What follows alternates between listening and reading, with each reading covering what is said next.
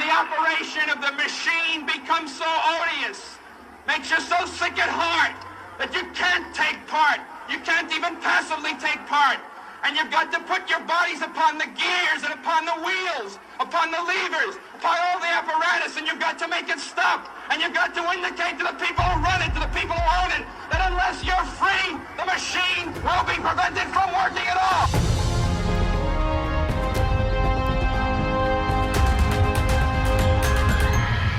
Hello and welcome to the only independent news and opinion program where we get to chronicle two distinct possibilities.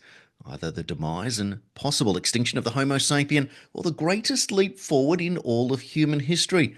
One thing is certain, there is no status quo. This is the Daily Australian Radio Show, episode number 53 for Wednesday, March 19th, 2025. My name is Jason Olborn. I form one half of this news partnership, and here is my partner herself, Nicola Charles, my news partner for those that are going, what's going on there?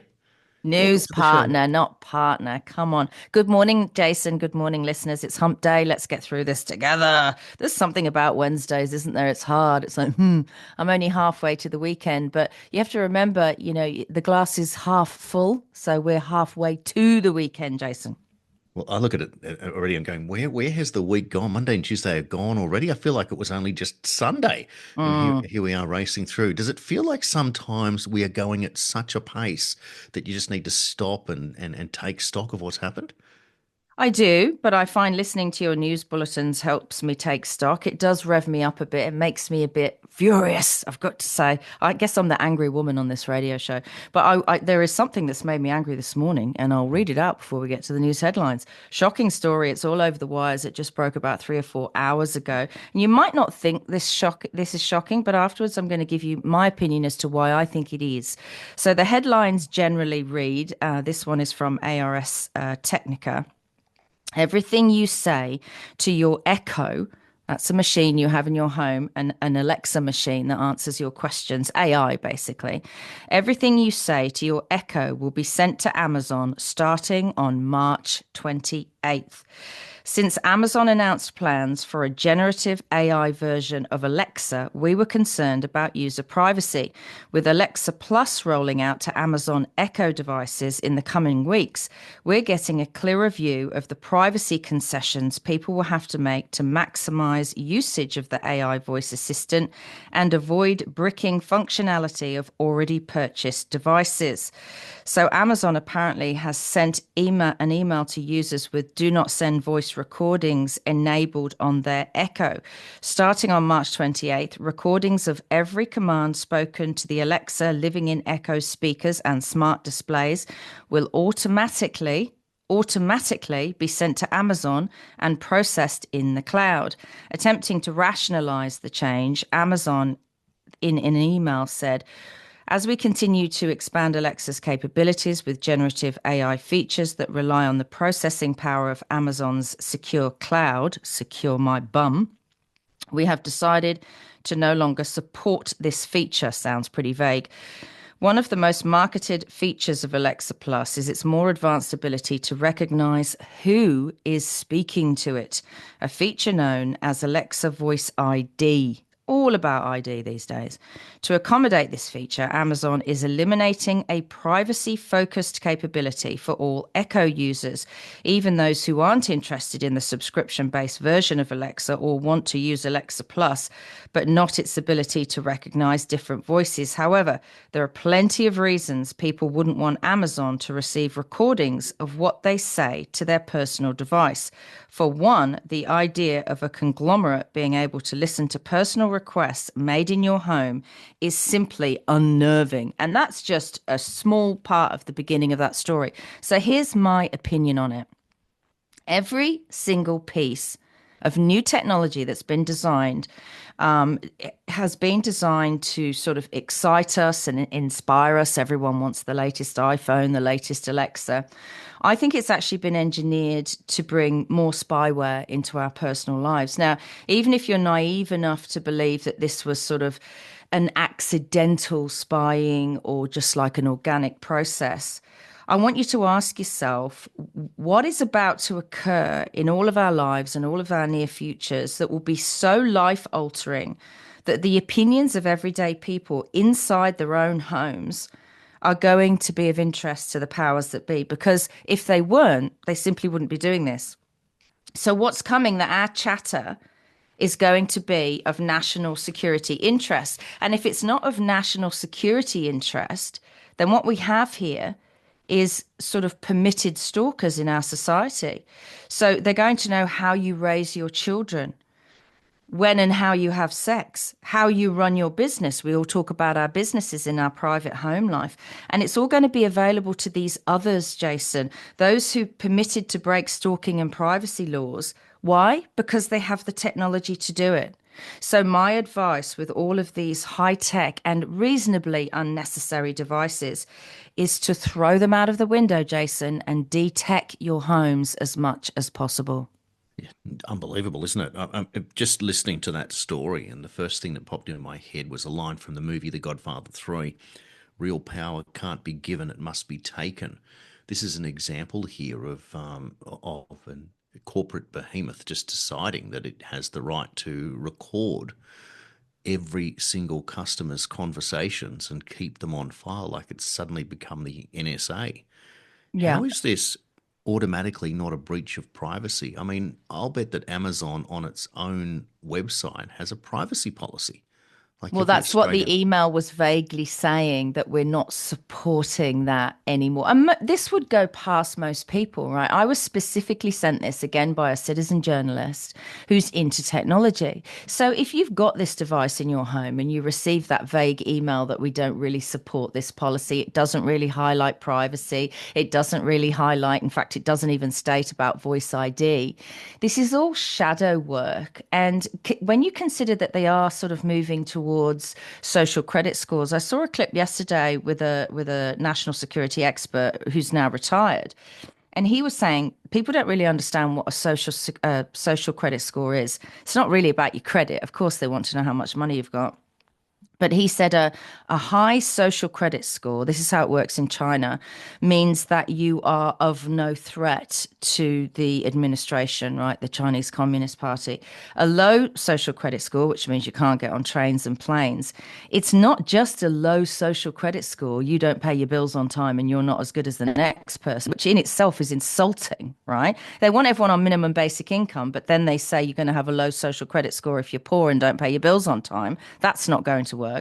But what it actually means is you're a national security threat. So this is tied into national security, Jason. So you tell me what's about to happen in all our lives that what we say is something they need to know about on a national security front. Well, how does Amazon have any rights to be involved in the national security business? When was They Amazon must be working with the government. They must be. So this is the point, isn't it? So were they deputized by the CIA, for goodness sake, that anyone using their particular website? So obviously it goes quite deep there, and you one have to start asking questions. I'm looking at the Amazon website now under their privacy notice page, and the last update was on February 14th of this year. And just sort of skimming over what personal information about customers does Amazon collect. Information you give us, we receive and store any information you provide in relation to Amazon services. Automatic information, we automatically collect and store certain types of information about your use of Amazon services, including information about your interaction with products, content, and services available through Amazon services. Vague. Yeah, keeping it vague. Information from other services, we might receive information about you from other sources, such as updated delivery and information, etc., etc. Our physical stores may use cameras, computer vision sensors, and other technology to gather information about your activity in the store, such as products and services you interact with. I mean, it's at the point now that and that's just skimming across the surface, that this privacy situation is the ultimate of slippery slopes. It used to be that there were quite severe restrictions, like if your privacy was breached, it was like a big deal. You could sue a company. Now it seems that we are being surveilled everywhere we go, and of course the excuse is always, well, we've got to protect you and protect ourselves, whatever. Yeah, lost. It's an information war, right? So I got suspicious years ago with store cars, right? right? So, when I go into a certain well-known bottle shop, we call it in Australia. In England, it's called an off license, and buy my wine. Years ago, they offered me this little card, and you get a discount if you have this card. And the same in the supermarkets, the same if you shop in the big department stores. And you can imagine, right, that this information on how much you drink and what you drink, exactly, and I mean exactly every single item you bleep across in a supermarket, gives them a picture of all of your nutrition, all of your drinking habits, and that's all for sale. Because initially I jumped on board with all of these store cards and went, oh, yeah, if it's going to give me a discount, great. I've never received any sort of viable discount from having a store card, but what they've received is your permission to sell on your information. And if you've paid with a card, a bank card, it's tied to you, it's associated to you. So now when I go and buy my wine, despite the fact that I have that card, they say, oh, do you want the $5 discount with your card? And I say, no, I don't use it anymore. And they say, are you sure? Because this is how they get us, Jason. They tempt us in with discounts. It's free. It's like the injections. It's free. You don't have to do anything. The digital driver's license is free. That's interesting because the original driver's license costs hundreds and hundreds of dollars. So ask yourself, people, why is this stuff free? Fool's gold, isn't it? Yeah. Every single time. It's frightening. Well, tell you what, you'd be throwing out that Alexa or that Echo device, and an appropriately named Echo, isn't it? It's I'd enjoy putting it in the bath with some salt. Personally, I don't think I can't see myself ever purchasing such an item. But then you wonder how much of your smartphone is picking The up. same. I'm sure it's the same. I don't know about you, but when I sit down on the couch to watch a movie in the evenings with my husband, I don't allow any phones in the room. That's the only way to be sure. Well, that's clever, isn't it? So that is what you have to do now. You kind of have to be proactive, anti-digital age. And I've disabled the features on my smart television, disabled the feature that it can connect to Wi-Fi either manually or automatically, because there was no other choice, of course. There are no non-smart TVs to purchase now. And I even had a technician look at it, and it's been made what's called dumb. It's now a dumb TV, but I'll tell you what's creepy about that, Jason, and it happens every single night, around 10 to 10:15 at night. Our television flashes and takes a photo of us together. And I think that's absolutely disgusting that governments have allowed that to happen. How does it do that? I've never heard of that. You might not be aware of it. Sometimes it just looks like a flash in a show, but it's taking a photo of you. And we know because sometimes my husband falls asleep on the couch, bless him. And I turn all of the lights off and go to bed and just leave him there. And when he wakes up in a room of darkness, the TV flashes and takes his photo and lights up the whole room. And it sort of, it shocks him that the TV's taken his photo. And we've both seen it happen in there. It's absolutely disgusting.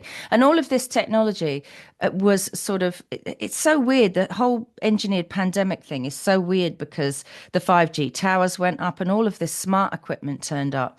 And, and now you've got smart fridges and stuff. There's literally nothing we do. Like, it's creepy, but I got to ask myself, and I do ask myself because reports come in.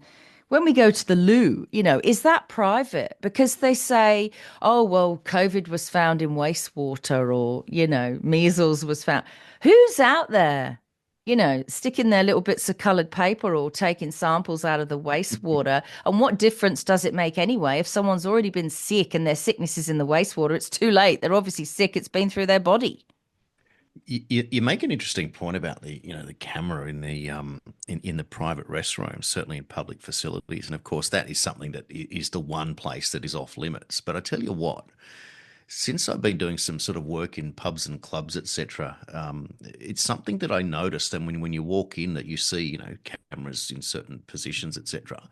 But I have taken to notice as you walk towards the bathroom where the last camera actually is, Oh, just God. as just to sort of be aware of if this is actually creeping in, because this is something that would be a certainly a line that could not be crossed. But it's just interesting that you bring that up, and that I've actually, without thinking about it, I've just sort of observed where that last camera. Do they put a camera right at the door in the shopping centre of a bathroom, pointing out into the corridor? I certainly noticed that at the local major shopping centre, but at whole pub and club thing, it's just it's frightening. There's no question, and even the idea of in retail with cameras everywhere, like you see in supermarkets, or a camera over the till It's when like we're all in a shop. criminals. They've criminalized us all, Jason. It's like Yeah. we're all thieves and criminals.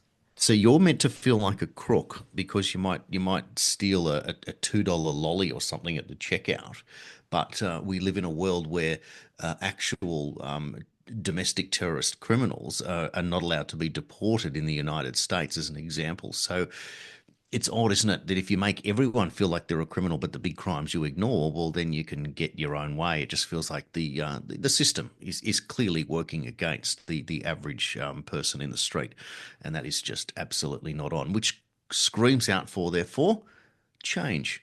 And that's the most important thing that we can do, is become as good as we possibly can at providing information, having those conversations and discussions as cool as we possibly can with our friends and our family, etc. And when we have opportunities like we do this year, well, that's what we want, finally, to be able to force some sort of change. I think we should get into the news, Nicola, because otherwise we are going to be halfway through the show again, and there's plenty Yes. to get through. So let's kick into what the news for Wednesday, March 19th. Australian renters now need an annual income of $130,000 to comfortably rent an average unit, with even six-figure earners facing housing costs exceeding 30% of their income in capital cities and many regional areas, a new report has found.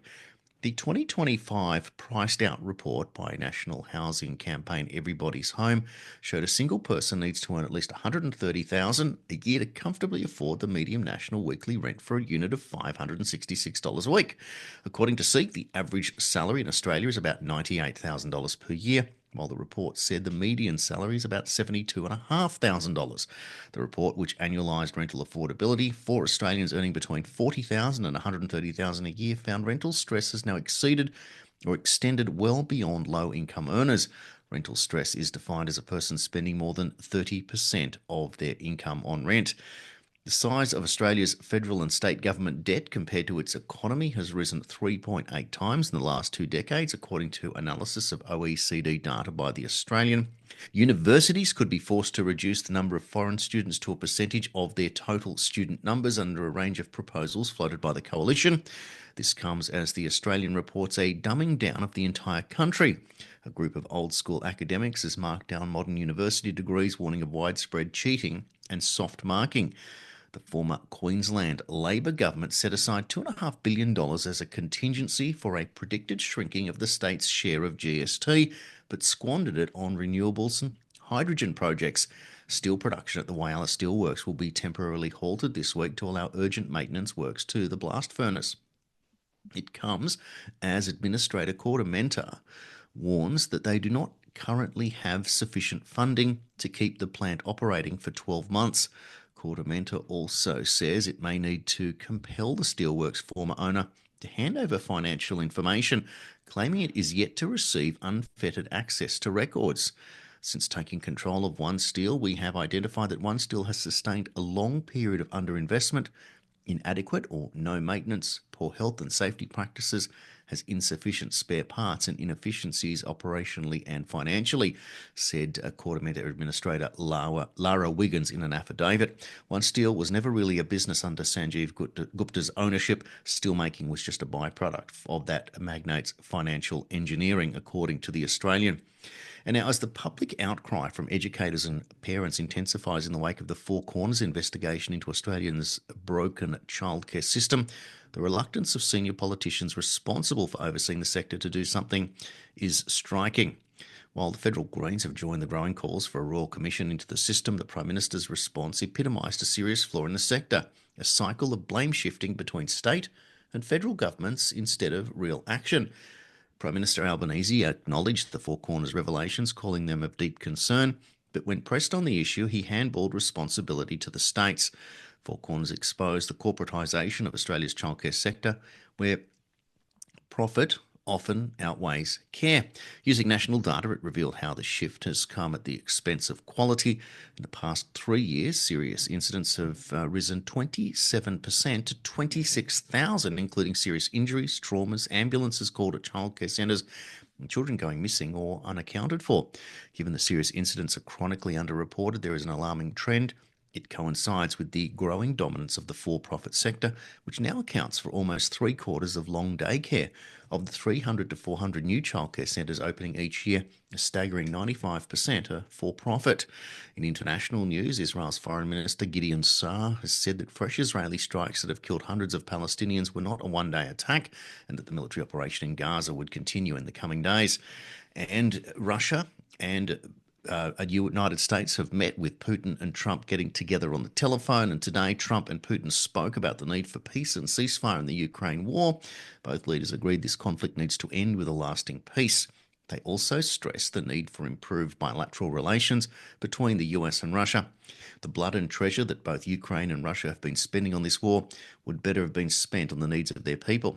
So at this stage, Russia has agreed to a limited and mutual energy and infrastructure 30-day ceasefire in Ukraine as part of the US-led initiative to end the Russian invasion of Ukraine, the White House has confirmed.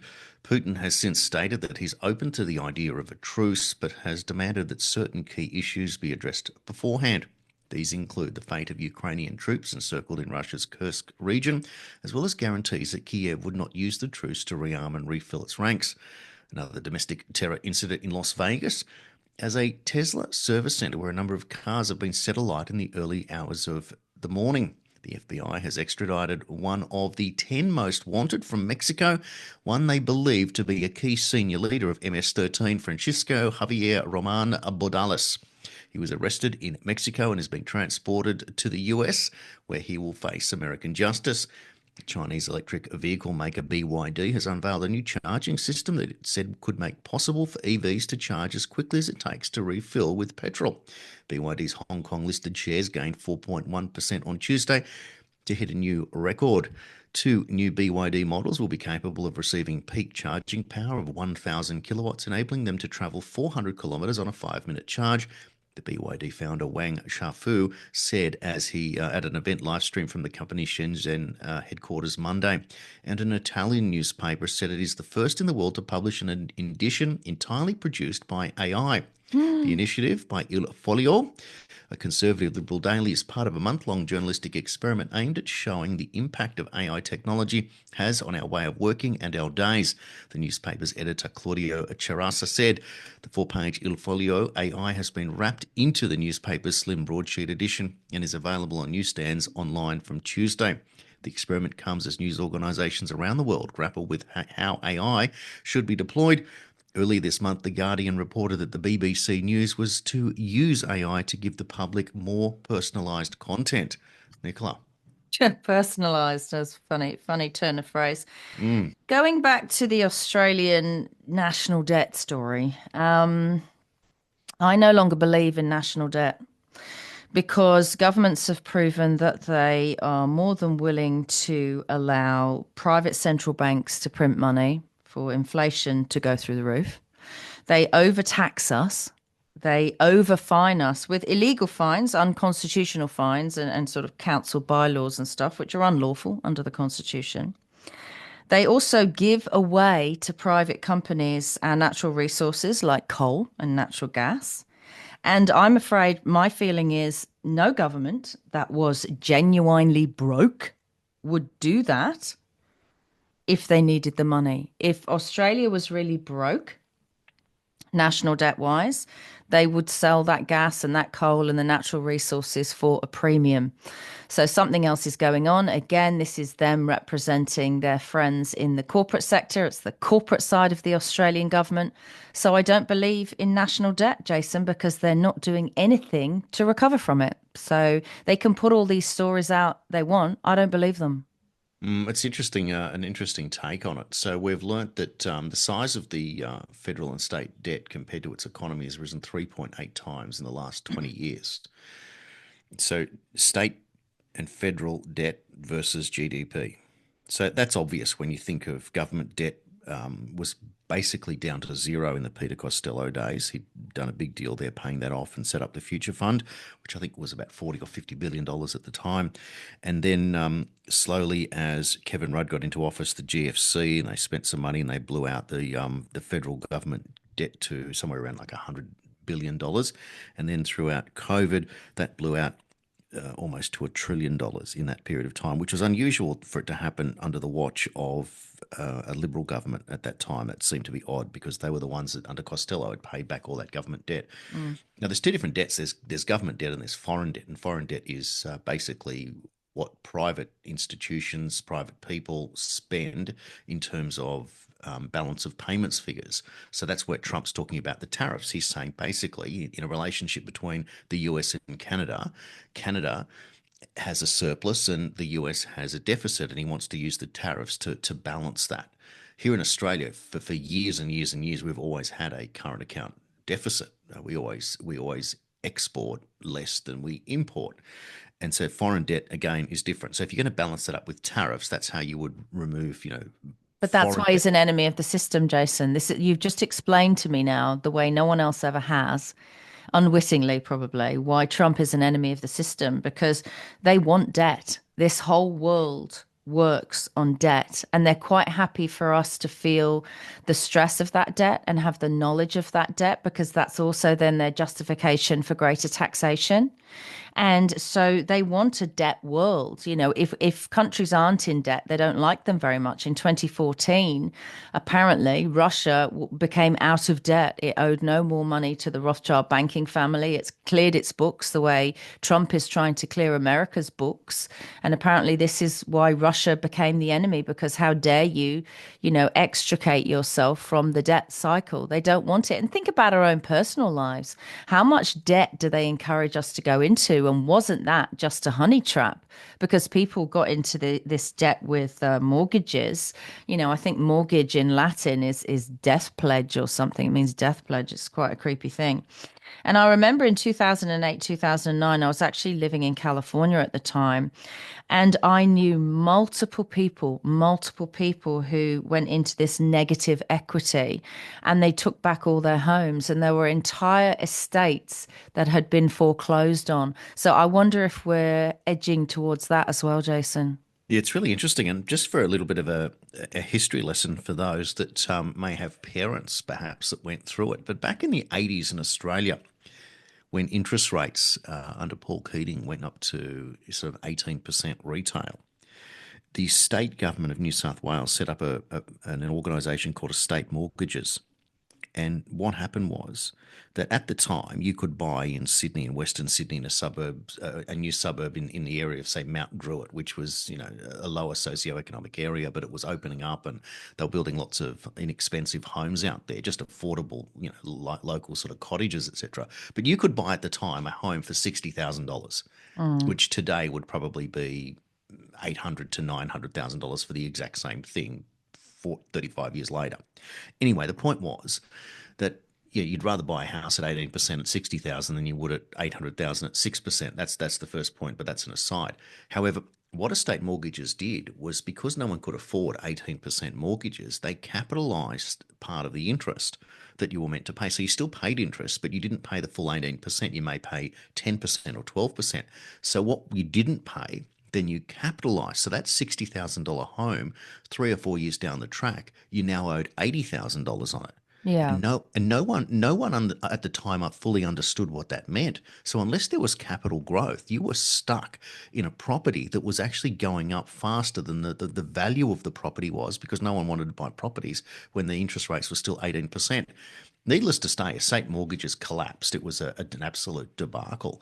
But to think that was the solution at the time, was to capitalise the interest.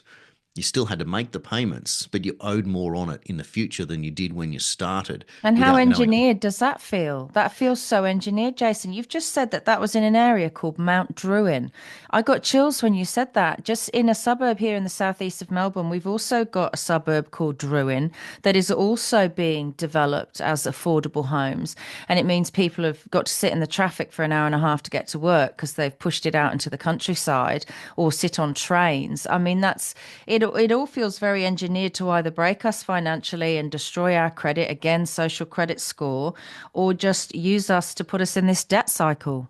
Well, I'll just say that it was Mount Druitt with double T, so my morning Oh, voice Druid. Okay. has got you there. But isn't it interesting that it's similar in that sense? Mm. And it was difficult because it was certainly at the time it was an outer area of Sydney on the way out towards Penrith, and now of course it's all been fully built out, Mm. and things obviously got very expensive in Sydney. And like that rental story today, you need to earn a minimum of $130,000 a year if you're paying rent, just not to be in mortgage stress, for goodness sake. Which means Well, it that used to be that if you were renting and not mortgaging, you didn't get that stress, right? But it is now because rents are feeling like mortgages.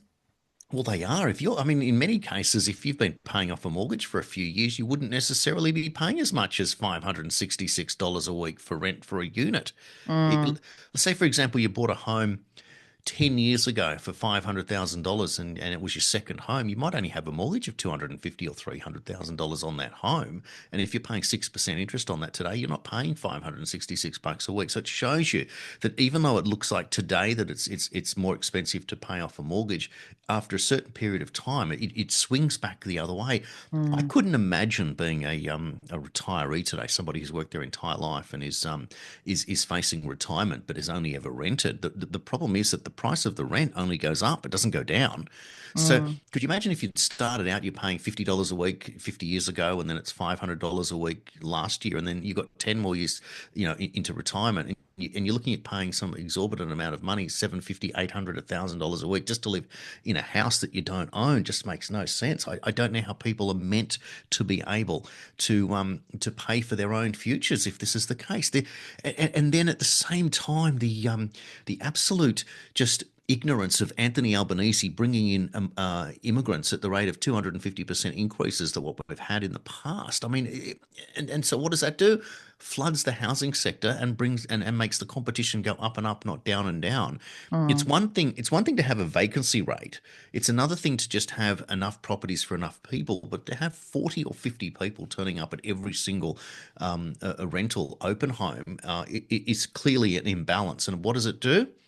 The real estate agent says to the landlord, put the price up. Let's Yeah. meet the market, as they say, meet the Yeah, it's like market. buying a house. People are vying for this, right? They're competing with each other for it. Now, I actually think two of those stories that you mentioned are quite closely linked. So you talked about the rental aspect, right? Well, the childcare story and unfortunately how untrustworthy these childcare centres, this is all linked, right? Because you said people have to earn about 130,000 as their combined household income to be able to realistically afford rents in Australia right now. And what that means, unless you've got someone with a really fantastic job, is that both parties, both parents, let's say, of a young family, have to work just to pay their bills, which means they have no choice but to put their children in these broken, dangerous childcare centres. So, on all fronts, the decisions being made by these inept slash either corrupt governments are sort of backing us into corners that we're quite uncomfortable with, because it used to be, and it wasn't that long ago, that one party could have a great job and the other party could stay home and raise the children, or work part time and stay home and raise the children, and lean on family to help out. But you see that there's a knock-on effect on that too, because you just talked about being retired and still paying rent, or even still paying mortgage potentially. Now you think about this injection rollout. There's people around me, elderly couples, who have lost their partners. They lost their partners to turbo cancers after this injection rollout. So it was usually the husbands that died, actually. And these older women have been left to take care of everything themselves. And one who's next to me has had to have her daughter's husband, and their young child move in just to be able to continue to afford a home. So people are sort of losing their independence. They're being backed into corners. And I don't think all of these things happen in isolation. I think it's engineered, Jason. It it's a level of disguised incompetence, because when you look at someone like an Albanese, you just go, this guy can't really know what's going on, because you can't look that dumb. You just Yeah. can't. But at the same time, just it makes him a pretty good actor. But I I can think he never. is a good actor because I'm an actor, you see, and I can tell when someone's face and mouth is saying words that their eyes don't believe and their eyes know are a lie. And his eyes always tell me that he knows he's not dumb, he's not playing dumb. He knows what he's saying is a lie and he says it anyway, and it gives me chills every single time. And knowing from the story that we did last week with Trevor Loudon on the whole Box Hill, the CCP secret ALP meeting, it's like he's a servant to two masters. He's in the AUKUS arrangement, which makes him pro-US and UK, and yet he's serving the Chinese, who are the enemy and the target of AUKUS. You can't play both sides of the fence. You Well, can't you be a can if servant you're a to. financial prostitute. That's obviously what our corporate sides of government have become. They'll just do business with anyone that will pay them. But in business, right, you can't take a secret commission. In other words, you can't charge a commission as a real estate agent to the vendor and then charge a commission to the seller. One of them is a secret. One is you can't be take two commissions. But in government, they do. This is the point. They serve two masters, and it is Yeah. it is it is an absolute breach. It's obvious. I mean, there's a lot in this. I'm just going back. This is how my memory works. As a young kid, very observant of what was going on. But back in the mid '80s, when we grew up in the North Shore of Sydney, I remember my parents paying about $60,000 to $65,000 for the home that we lived in at the time. And I also remember once seeing a bank statement of the loan, and we paid at the time it was 13.5% was our interest rate on our home. But the thing was that was a fixed rate for the entire life of that mortgage. And this was before Keating floated and deregulated the financial sector in about 85, 86. So this is after Hawke gets elected in 83, but before Keating does all these big changes. And then the interest rates fell with the introduction of Aussie home loans, and all the international banks came in, and interest rates pretty much fell from that 13.5% retail to half that amount, 6 or 7% was where it was. But what that did was that you got the property prices went up, and that meant that mum had to go back out into the workforce if dad, generally as the sole income earner, couldn't afford to meet new payments of new property. So the idea was it was structurally designed so that mum would go out to work, Yes, it but was. it was sold as feminism. Now, my mum was a nurse. There was no way you were going to keep my mum at home. She had this particular duty that she wanted to do, and Dad was he did what he did, and he was a bit of a raconteur. He liked to go and have a punt on the horses or play cards and coach the team after all the stuff that he did. But he still worked incredibly hard. But Mum didn't like that inconsistency, so she felt that she had to do it. So that was my mum's reasoning for going to work and not being the stay-at-home mum anymore. But of course, being a nurse, you can't keep a good nurse down. They're just obsessed. She would work shift work around the clock. She worked until literally 2 weeks before she passed away. She was Oh just that no. just that type of person. That's what she did. She didn't have to. She wanted to. When she was ill. But just gave you an example there. But when the government cashes in on that, and suddenly two parents have to work, and then how many parents have said with their kids growing up that it's almost not worth going to work just to cover the childcare costs? So prudent parents would go, you know what, for the $100 a week difference, I'll Mm. stay at home and raise my kids, and I won't put them into daycare. It seemed like the only reason we sent our kids to daycare was so that they would build their immunities by getting the cold every week from all the other kids there. That Yeah, was but the if they're at daycare now and they sneeze or cough slightly, the parent at work with an important job gets a phone call and they say, "Come and get your kid," and they get them out of there, I know. right? And what happens is, this is the way they got these mums into work. It was extremely nefarious, extremely nefarious. I genuinely believe this has all been engineered, and it's been, contributing to the breakdown of families. And I think there was, a horrible, horrible agenda there. And now our children are in schools. I had three children and I spaced them as closely as possible, 2 years apart. And I said, look, I'm not going to go back to work until my youngest, starts primary school, and I never agreed with preschool or kinder. So my kids never went there. I wanted to be their preschool and kinder. And so what happened, and I think this happens with a lot of people, is as a mum, you start thinking, well, we used to call it in England a cottage industry. You start thinking, well, what work can I do from home so that I can be home for the kids and I can also, generate an income? People did all kinds of things. For me, it was voiceovers. I had a big voiceover agent in London, and it never mattered where I lived in the world. If I had a microphone, I could do a job and do a voiceover, and that sustained me because that's quite well paid. But mums would do things like, make jewelry to sell on market stalls, or they'd have a market stall on a Sunday when dad could be home with the kids. And what have we seen now? What we've seen now is the Australian government has hit hard with taxation people who work from home. And it's very, very unusual. Have you seen that, Jason? So every time you think, okay, there's another doorway I can walk through to assist here, they slam you down again with the boot on the head. That's what they're doing. You're dead right. Now, there's another story that I didn't include in the bulletin today, but it's come from Michael Arbon, who works for Senator Ralph Babet.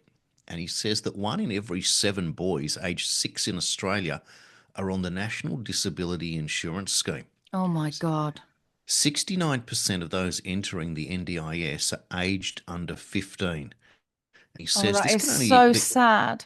it's horrific, and he says this can only be explained in one of the below ways. A, there's a health-related issue that's disabling young men en masse. B, an economic disaster created by a poorly designed and policed NDIS. Or C, both of the above. It is absolutely shocking to think that 69% of those entering the NDIS are under the age of 15.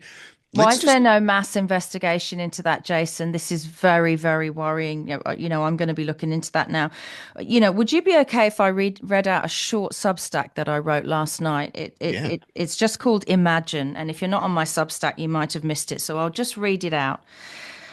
Imagine if we ran our lives and businesses the way governments run countries. What would they say about us? What would they claim? Here are my top 10 suggestions on how this would look and feel the other way around. 1. We assume we can stalk, track, and monitor every movement, every phone call, pay platforms to read every email and text message, report every purchase, acquire the identity of everyone they meet on a daily basis, and claim it was for their own good of everyone in government. 2. Fraudulently take without asking a portion of their salaries to fund terrorism, overseas wars, and acquire biological, technological, and nuclear weaponry, reserving the right to use said weaponry against them at any time. 3. When members of the government die, take a large percentage of their wealth away from their children, even though we were never named in their wills. 4. Send our teams of officers onto their land to investigate what they were doing with it, poison it with forever chemicals should we please, and rezone it, thus classifying it environmentally unfriendly, even though it is predominantly fields and trees. Charge taxes for their use of it, despite them having already paid it off in full, and perhaps place a radioactive 5G communications tower on it, destroying the once serene view they had. 5. Commit crimes against children knowing full well they may find out, and then tell them that our names and details have been redacted because it wouldn't be good for the community at large to know how dangerous we really are. 6. Invite incredibly violent people from other countries to attend school with the children of politicians. Leave them worrying about their offspring all day long. 7. Offer to surgically remove the genitals of the children of government officials on a daily basis, because only we know that this will make them happier. The parents' feelings on this are irrelevant. 8. Insist on injecting all members of government with untested biological and technological weapons, telling them it's for their own good, and then hiding it from others when they become sick or disabled from the treatments. 9. Use artificial intelligence to ensure the political parties we simply don't agree with are never seen on social media. They can post if it makes them feel better, but we have already decided that no one will ever see it. Let's see how well your business does then. 10. Conspire to reduce the numbers of all politicians globally for the good of the planet, in secret, and call it something believable, like a climate conference. I'm sure you'll agree that allowing less than 1% of human beings to inflict the above onto 99% plus of humanity just because makes absolutely no sense whatsoever. I've always believed in do as you will be done. So don't get your panties in a twist about what this looks like the other way around. Wow. You have to be able to put those things together, don't you, on Substack? And they're not only therapeutic, but they're essential to be able to put that out there. Nicola, where do people find you on Substack? Gosh, I think it's Nicola Charles one. I don't even really look. It's crazy. Let me have a look. What is my address on Substack? My address is I don't know. I think it's just Nicola Charles, isn't it? Oh, there you Nicola go. Charles. Oh, it's at Nicola Charles one. There's only Okay. one of me. There's only the one. Well, there you go. That's one way to sort of tune in and check that out. Isn't it just When you put astonishing? it the other way around, Jason, you think that's horrific. You'd be on an anti-terror list. You'd be considered a national threat. And these are all things that are routinely done to everyday people. You tell me, does it make sense the other way around? No. You sound like a criminal, don't you? That's what governments are doing to us. Well, it gets worse, and I'll just give you a breaking news story that's just popped up. But a federal judge has ordered Doge in the United States to reinstate the USAID. Oh, God. Yep. So, So who's the according, president exactly? Like, I don't like how that works in America with the Supreme Court.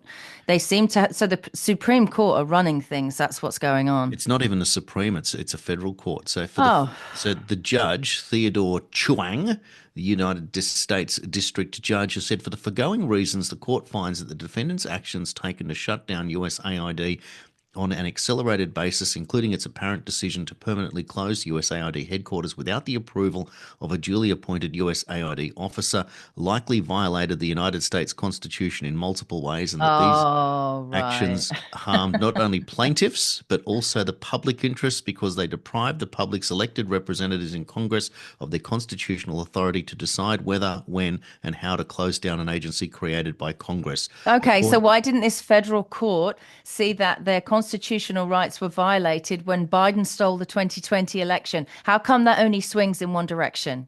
yeah, well, that's the point, isn't it? And it's setting it up. It's very, very interesting for anyone who was following along with the whole Q thing.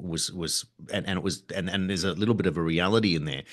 Was that all of this would end up with military tribunal, would have to go past the civilian court Well, system. that was a conspiracy theory, but it looks likely now, doesn't it? Well, what was interesting was that when, of all people, Lindsey Graham asked Brett Kavanaugh at his confirmation hearing to become a Supreme Court justice whether a military tribunal was a legal thing.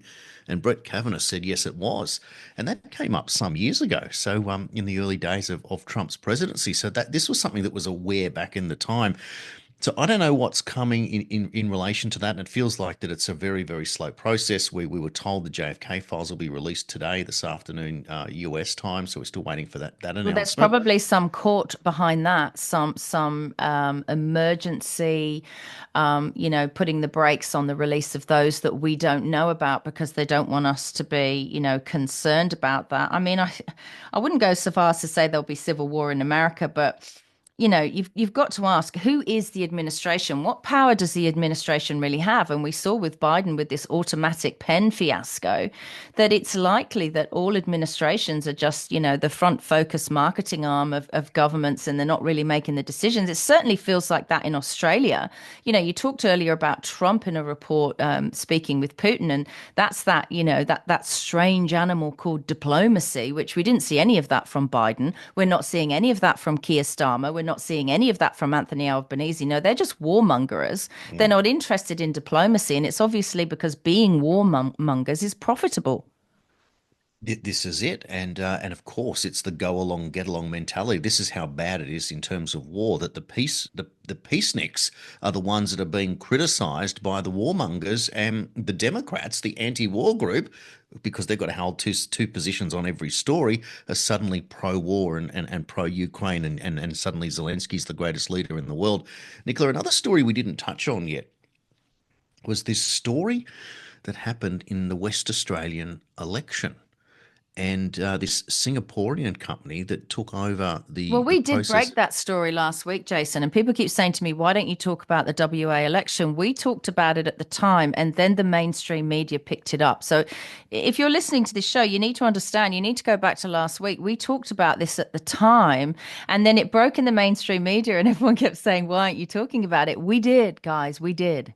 So it's important, I guess, to sort of wrap up where it's got to. But now that you've got a bunch of well, all opposition parties and some individuals in WA writing to the premier who continues in his role, Roger Cook, I find that fascinating that at long last, now that it has hit mainstream, that these, and it's probably because all the parties have got together and decided to write, but this is to say that you can't introduce private organisations to run elections. Well, they We, can. They do. You're saying you can't introduce. They are.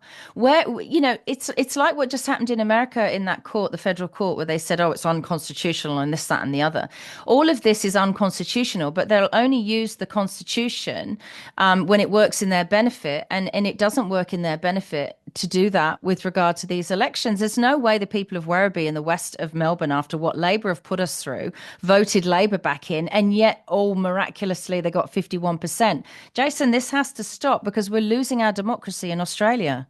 well, you'd go a step further, wouldn't you, and say that we've lost it. It's already gone. If 51% of people in Werribee were going to vote for Rubbish. the status Absolute quo, rubbish. Yeah. I mean, how can you go through COVID and vote for the status quo? Like everywhere in the world, every incumbent government was thrown to the It's not street. even that. They've imported into one area called Tani in the West. They've imported upwards of 6,000 Indian migrants into one area. And you want to know how bad it is? The Indian migrants are on the news complaining because they said they have to sit, because the infrastructure isn't there, they have to sit, because they come here to work, right? They have to sit in 3 hours of traffic just to get out of their area. We're not in flying cars yet. No one can avoid the traffic jams. And it's a nightmare over there, the infrastructure. And, Dan Andrews started building this tunnel and it absolutely destroyed the in and out to the west. And that's not finished. God knows what's happening there. And so you've got the migrants themselves complaining about this now.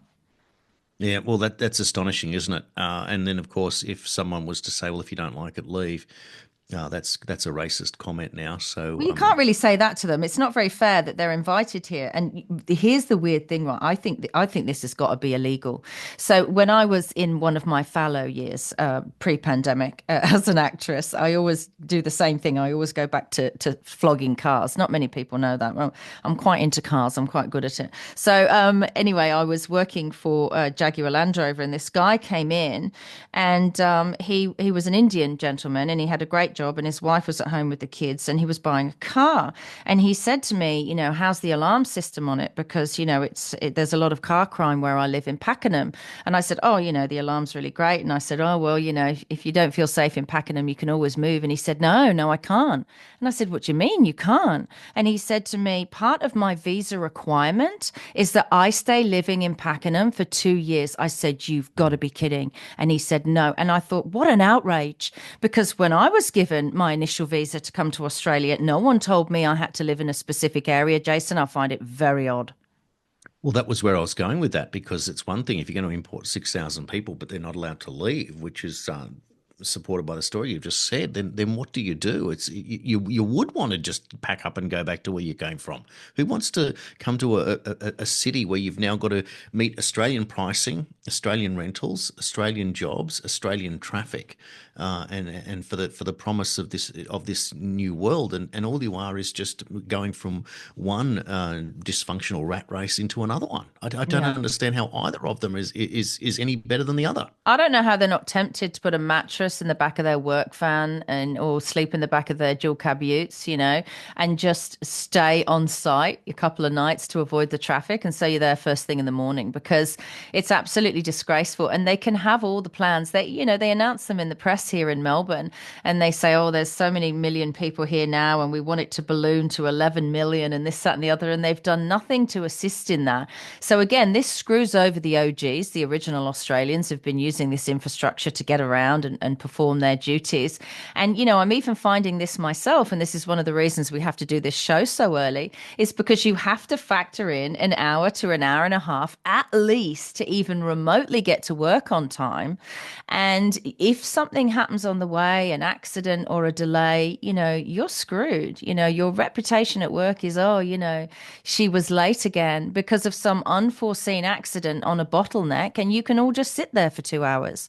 It's just absolutely appalling what they're doing. If a city can't sustain hundreds of thousands of new migrants, you've got to ask the question, Jason, why are they bringing them in? Well, we know the reason, don't we? It is a globalist left-wing ploy to once and for all change the voting structure according to their mantra that's going to keep them in power for the rest of eternity. But also, that play into the 15-minute city idea? Because what they'll say is, well, you can't live or work outside your 15-minute city. You tell me anyone who can find a job within 15 minutes of where they live. For me, the option would be working in a post office or a cafe. That's all there is around. Do you know what I mean? Because it's a village. So, there's not much choice, but that's what they're moving towards. They're effectively putting the brakes on all of our movement. They're doing it with taxation. They're doing it with the tax on fuel. You're sitting in the traffic, you're burning up more fuel. It's just a disaster. These people actually can't run a country. They're not very good at it, but they're charged with it. And I find it really bizarre. No, well, I'm glad that you brought that up, and then leading into another story. And this is an unscripted one. Can you explain, being a car person, what is the appeal of the dual cab Ute, and why is it the number one selling vehicle in this country decades after decades? Because it has a dual use. Because you can use it for work. And, when you talk about things like these awful traffic situations, it means the driver of the dual cab ute can pick up other workers on the way. So you can carpool. So that's number one. And then at the weekend, it doubles up as a family vehicle. So I think that's the attraction of the dual cab ute, to be honest. It's pretty basic. But obviously, if you're someone who's going into electric or hybrid, that probably doesn't work so well. But as I'm someone who's not interested in those, it's all good. I can't understand, the tray seems to be too small. Like, you couldn't fit in the back of a tray. It's only about 1.5, 1.6 meters long. You can't fit a motorbike Too small on it. for what? A motorbike? Oh my goodness, Jason, what are you doing? Well, if you wanted to carry a motorbike to go somewhere, or if you wanted to be able to sleep in the back, you couldn't at 1.5 meters long. I've never understood that the length of the tray on the dual cab ute never seems to be about right. So I've always wondered, does everyone have to fit, 4 adults, 5 people into a dual cab ute? That was where my inquiry was. I did notice the other day that BYD have got a dual cab ute out, and it looks exactly like a Ford Ranger. It's got the exact same front end on it. And that's another interesting thing about car design at the moment, is these copycat designs. It's a winning design. I think that's why they copy it. It's just about performance, reliability, engine, comfort. All of those things get taken into consideration, because tradies work really, really hard. So they want a nice truck to roll around in all day, because they're going from site to site. Well, I noticed that the new Hyundai Santa Fe, it looks like a Land Rover from the front, and it won one of the Car of the Year awards. But at the back, it looks like a 1989 Suzuki GTI. Let me just say, I don't like the look of that particular vehicle. I think it looks very odd, but I think all cars are going that way, because you're right. It has sort of taken its lead from the Range Rover styling, but also Range Rover have gone that way as well. I've said before on the show, I was behind a new Range Rover, and I used to sell the OG Range Rovers years ago. And, all the lights are like in a strip. It just is one big bar across the back, and it looks so ugly. All vehicles, even if they're non-electric, are starting to look electric. They're all starting to get this sci-fi look. And I will tell you, if you're investing in those vehicles, I actually think this look, this design is going to come and go, and people will hark back for a more traditional look. I like a car to look like it has a face, Jason. Do you like that? Little eyes? Oh, absolutely. And there are some, some stunning looking cars that we've seen from various different manufacturers. I mean, Kia in modern times has just sort of led the way in design. Every time they bring out a new car, you just like, wow, what is that? And you go, oh, it's a Kia. Like, oh. But then other manufacturers like Nissan have had the same look for decades and they just look tired and old and disappointing. Oh, that's because they're fleet cars. Like for the Nissan X Trail, that was, and I used to have one, and it's a great car. It is a great car, great family car, lots of room. They predominantly sell them into fleets for sales reps and stuff like that, so they're not too worried about the way they look. And when it came to the first of the hybrids, the Toyota Prius sort of led the way, and I they never kept that. liked that. Oh, But no. they kept this odd sort of big lumpy hatchback at the rear, and Oh, then I all the like that. I like a but big butt because that's like a bug. I like it. but the thing with that was that that because it was a Prius. What I couldn't understand was a Prius came out with that slightly different design, and then all hybrid cars that followed it all copied that weird design. And it was like, are they copying it because it was the Prius and it was successful? Are they copying it because a hybrid car needs to look like that? I could never quite understand it. So when Tesla came out, and suddenly that I think it was the P, or the model T. whatever there was the first one was the little two-door convertible, and then the second one, the big four-door sedan that would look more like a coupe, that was quite stunning. Yeah, it did look like a coupe. Yeah. That was the nice one. Then they brought out the ugly looking SUV and then the Model 3 that looked like a smaller version of it, and they just didn't look quite right. And then you looked at the interior, and you'd have a long fake timber panel. You'd have a steering wheel, and then right in the center it was like an iPad, and it looked like an IKEA I park don't bench. like the iPad in cars. My car's old, well, 2015, which is not that old, right? 10 years. I don't like that iPad thing in cars. My husband has that. It freaks me out. But as I said recently, I've been working on and learning about some of these Chinese EVs, not Tesla, the Chinese ones, the Leaps. And I don't like how when you get inside it, it locks all the doors and you're in a completely really feels like an engineered environment. And one of the things that freaks me out is that on the front right hand pillar, that, next to the windscreen, there is an enormous camera pointing at you the whole time. And as I've said before, my friend had one and she is Chinese. She's a tiny little thing. And every time she was singing along to music, it said, pull over and take a rest. You seem to be yawning. I mean, this whole thing, the crossing of the privacy Rubicon, Yeah. it's gone too far. We've got privacy and data privacy and banking and all those kind of laws. And, I really need to feel that I'm tethered to that. And I feel like we're losing our tethering to our privacy and our information. And I read a tech report, God, a couple of years ago now. Think how long ago that was.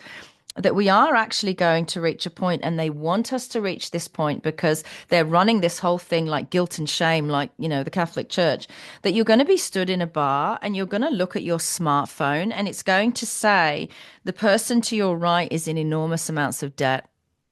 Can you imagine if we get there, Jason? Mm. It's frightening, isn't it? Don't date them. Don't go to bed with him. He's in enormous debt. I mean, crazy. Yeah, well, this is this crazy world, isn't it? So we're on the same trajectory, but we're not allowed to change anything. And when someone comes in and says we're going to change it up, everyone loses their mind, from the establishment and right up to where we're seeing in the US with the judges now telling us that USAID it may be unconstitutional and But therefore as I ordering it said to be on reopened. Substack, Jason, if we do this the other way around, if we flip it and say we're going to do this for them, imagine if we had the Alexa plus Echo inside the offices all of the time of our bureaucrats so that we could jump online on our laptops, our phones, and our iPads, and we could listen to their meetings and listen to their phone calls and know what they were doing. And actually, we're supposed to have in a democracy full transparency in government. That's why people used to sit there with a little machine and they used to take the minutes of meetings. We don't get the minutes of governmental meetings anymore. It doesn't happen. And you've just reported that from Italy, they're going to let the AI write the media. That completes the circle of the one world government takeover because we've already got media coming from central points in Europe, probably Brussels, and then disseminated and attached to the name of a journalist in the various countries, but it's the same story from New York. It's the same story from Melbourne. It's the same story from Germany. They just changed the language, and it's absolutely appalling. I mean, I can't believe that Italy is doing that because I thought Prime Minister Maloney was sort of anti all this stuff. Yeah, that's interesting too, isn't it? But a private organisation running an AI uh, sample 4-page newspaper within its own newspaper is interesting, and of course, it's being sold on newsstands. Like, who's buying the newspaper today anyway? So I wonder how well that will be received. Now, last story before we have to go, Nicola. The ABC has reported. Research firm Redbridge asked voters in 20 key federal seats for their broad views on party leaders Anthony Albanese, Peter Dutton, and Adam Bandt. And as you would expect, it says, the nation's current cheesed off state of mind, all three men enjoyed sub-zero popularity among respondents. Huh. Everyone hates everything right now, especially if it's anywhere near politics. The PM's net approval rating was minus 16, Dutton was minus 11, and the Greens leader Adam Bandt was minus 23. Yay! And they say none of it's surprising, but here's something that may surprise you. 25% of respondents who, when asked their opinions of Adam Bandt, said they'd never even heard of him. Well, just yesterday, we've heard of 3 Green seats that are in jeopardy and are expected to be lost. So Good. the support for the Greens is plummeting. And I wonder, with all of the net zero bandwagon from the last 3 years, and people saying, "Well, hang on a second, I can't pay my bills," and China's got coal, and Trump's now announced that he's going to restore coal in the US, and here we are pretending with our 1% of global emissions, which means nothing anyway, 432 parts per million CO2, for goodness sake. What are we going to change? Nothing, but we're going to force our way down this pathway. I wonder if that's the reason why Barbara Pocock this week came out and said we're going to introduce the 4-day working week. So while you can't afford to pay anything, now you have to work less, but your boss is going to have to pay for you as well. These people just don't see reality. It's like they live in idealism, political fantasy land. No, no. I said they're in a game show. You know those game shows where I think it's called Supermarket Sweep in England, where they give you a trolley and they go, "You've got 1 minute to grab as much high value produce from the shelves as you can," and it's this crazy show. And they run around with the trolley trying to buy all the expensive stuff. And what the government are doing here is they're doing like a supermarket sweep, and it's like you've got 6 months to destroy a country. Go, and then the Yes. first 6 months they destroy. There's another breaking story here in the Herald Sun, Melbourne's newspaper. It says another new tax in Victoria, nail in the coffin, landlords to be hit with another new tax, rents about to go even higher. That's what we were talking about earlier, Jason. It just never stops. It never We're in a stops. we're in a heist. We're in a total heist. It's a Labor heist too, because then you'll see Albanese, if he manages to walk his way back into the lodge, how long before he introduces an inheritance tax? So we'll put a tax on landlords. So we've got to put the price of rent up. We're going to make the landlords pay more. Then we're going to take the property off them at the end of that service period, and then no one will want a property. And then what we'll do is we'll talk about floods and insurance prices, and we'll have managed retreat, and you won't be able to insure, and then the government can own everything, and we can go and be all we can go live at Albo's house on the Central Coast, maybe, Nicola.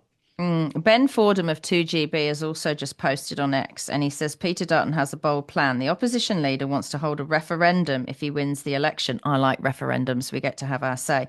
It's going to ask voters if foreign criminals should be deported. And there's a picture of Dutton and it says deport them above his head. Because, following that weird approval rating, or everyone was in negative that you just reported, even though he was negative 11, Albo was negative 16. So again, despite being worth approximately apparently $800 million suspiciously, the ex-policeman Dutton is slightly ahead. Now, if he does do this, if he threatens to deport these criminals who obviously weren't vetted when they came into Australia, because if they were, you might have known that they were criminals. You just said, yeah, mate, come on over, no worries. If he does do that, that will go in Dutton's favour, Jason, because people have had enough. 117 plus women now have been murdered since January 2024, and a lot of those are associated with migrant crime. And, Australians can only take so much. We lived in a really safe society pre-pandemic. We actually actually did. Even I probably shouldn't say this on air, but even now, like I very rarely shut my front door. That's probably because I've got 75-kilo dogs roaming around and no one would be stupid enough to come through it. But, we don't live in that world anymore, and I'm having to be more careful. And I think something like that would fly quite well, Jason. Well, it's exciting that the things are going to change as we head into 25. I don't know where they're going. I don't know how Oh it's no, going we to don't know where the unfold. ship is going at all, do we? We don't know, and that's the point. But there is at least now there is an undercurrent and a feeling and a sentiment out there that the status quo needs to be adjusted. Mm. And that is in the mainstream. Of course, people listening here are well ahead of the curve.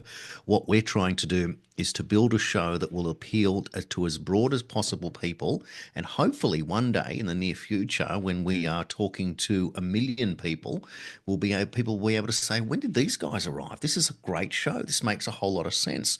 And that's the point of what we're doing. When we started doing this. Well, we started doing this in January, but when we started doing reporting independently in our own right, Nicola, you and me, and for me, 7 or 8 years ago, it wasn't like you could report from mainstream news articles like we're doing today in the same numbers that we Mm. are doing it today. You'd have to go to alternative news sources. You'd have to go to genuinely to original sources, etc., which you had to verify, and often you couldn't. So there was that whole feeling that it could be fake. But now that it's sort of reaching into the main, and what's happening is that the mainstream, the average punter in the street, if they don't know who Adam Bant is, then they're just switched off. They're not watching anything. But Look it's up. just the He's the guy in the private jet overhead because despite being the leader of the Greens, he goes everywhere in a private jet. So when you see a little private jet leaving a nice contrail in the sky, that's him. Just wave. Just wave at him. Yep, there it is. Well, I tell you what another busy show yet again, and we managed to get our car segment in that we seem to be doing at least once a week or once a fortnight, and I hope people are enjoying that. And if there are any other topics that you want us to cover, maybe we're going to get into a sports segment, whatever it is. I will not be covering rugby league. I promise that. There is enough of that on every other media organisation that is out there. We won't be doing the sport, Nicola, but there are plenty of other subjects that we're happy to cover. Absolutely. And I'm hurting today talking of cars because yesterday my big old 2015 truck that doesn't have an iPad on the dashboard needed brake pads and rotors. And I walked out of there $1,600 worse off. And he said it would take 2 hours and it took 8.5. So I restate that we are losing our trades. We are losing our skills. Apparently my vehicle broke his hydraulic unscrewer and he wasn't very happy. But anyway, Nicola's brakes are working. That was the end game. Thank you so much for listening again to the Daily Australian. I hope you got some useful information out of it. I know I certainly do. Sometimes I know what Jason's going to talk about, and sometimes I don't, which is quite good because I'm hearing it for the first time the same way you are. Thank you for listening to myself, Nicola Charles, and my co host and co producer, Jason Olborn. We will do this all over again tomorrow.